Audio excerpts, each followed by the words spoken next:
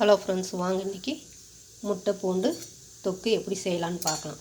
ஒரு ஜார் எடுத்துக்கோங்க. அதில் ஒரு முழு பூண்டு உரித்து இதில் சேர்த்துக்கோங்க. இதுலேயே ஒரு 4 லவங்கம் சேர்த்துக்கோங்க. இதுலேயே 2 ஏலக்காய் சேர்த்துக்கோங்க. இதுலேயே சீரகம் 1 ஸ்பூன்,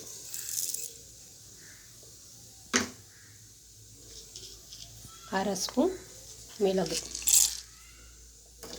மிளகாய்த்தூள் உங்கள் காரத்துக்கு ஏற்ற மாதிரி சேர்த்துக்கோங்க ஃப்ரெண்ட்ஸ்.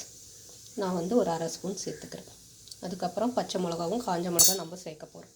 இப்போ இதை அரைச்சி எடுத்துக்கலாம். இப்போ இந்த மாதிரி அரைச்சி எடுத்துக்கோங்க ஃப்ரெண்ட்ஸ். இப்போது எப்படி தாளிக்கலான்னு பார்க்கலாம். இப்போ அடுப்பு பற்ற வச்சு ஒரு கடாய் வச்சுக்கோங்க ஃப்ரெண்ட்ஸ். அதில் எண்ணெய் ஊற்றிக்கலாம். ஒரு 3 ஸ்பூன் எண்ணெய் ஊற்றிக்கோங்க. எண்ணெய் நல்லா காயிட்டோம் ஃப்ரெண்ட்ஸ். இப்போ எண்ணெய் காஞ்சதும் அதில் கடுகு சேர்த்துக்கலாம் ஃப்ரெண்ட்ஸ். இதுலேயே ஒரு அரை ஸ்பூன் உளுத்தம்பருப்பு சேர்த்துக்கலாம். இதுலேயே 2 காஞ்ச மிளகா, ஒரு பச்சை மிளகா சேர்த்துக்கலாம். இப்போ இதுலேயே நாம் கருவேப்பிலை சேர்த்துக்கலாம் ஃப்ரெண்ட்ஸ். இப்போ இதில் நாம் ஒரு 4 முட்டையை உடச்சி ஊற்றிக்கலாம். இதுலேயே முட்டையை நாம் ஊற்றிக்கலாம். இந்த மாதிரி முட்டையை உடச்சி ஊற்றிக்கோங்க ஃப்ரெண்ட்ஸ். கொஞ்சம் இது வேகட்டும். அடுப்பு மீடியமாக வச்சுக்கோங்க. இப்போ இதை அப்படியே நாம் திருப்பி போடலாம் ஃப்ரெண்ட்ஸ். இந்த மாதிரி திருப்பி போட்டுக்கோங்க.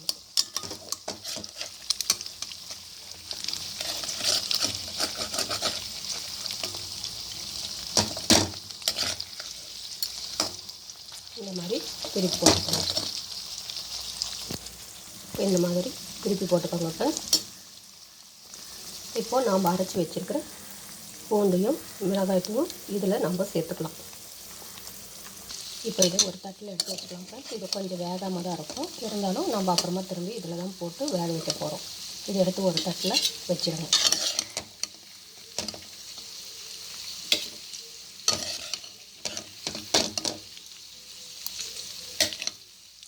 இப்போது அதே எண்ணெயில் நாம் அரைச்சி வச்சுருக்கிற பூண்டை சேர்த்துக்கலாம். சேர்த்து நல்லா கலக்கி விட்டுருங்க ஃப்ரெண்ட்ஸ். இதுலேயே நம்ம உப்பும் சேர்த்துக்கலாம். சேர்த்து கலக்கி விட்டுருங்க.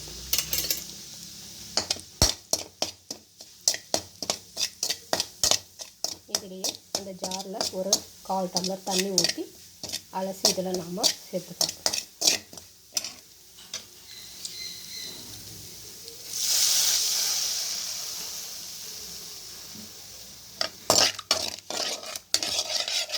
நல்லா ஒரு நிமிஷம் நல்லா கொதிக்கட்டும் ஃப்ரெண்ட்ஸ். அடுப்பு மீடியம் சைஸில் வச்சுக்கோங்க.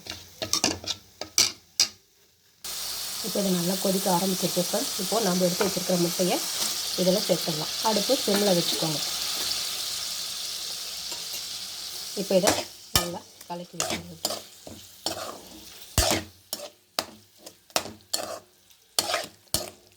உப்பு சரியாக இருக்கா பாருங்கள் ஃப்ரெண்ட்ஸ். பத்தலைன்னா சேர்த்துக்கோங்க.